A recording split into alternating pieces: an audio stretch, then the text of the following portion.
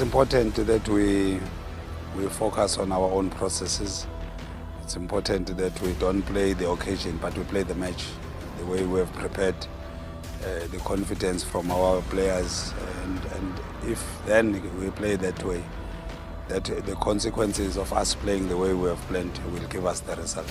Happy with the preparations, happy with the players, happy with the confidence, happy with the surroundings and the environment currently. It's just focusing on ourselves, focusing on our team, focusing on how we want to play, focusing on our processes, rather than focusing on the occasion. And if we do that, then the result and the consequences of us having played that way will give us the result.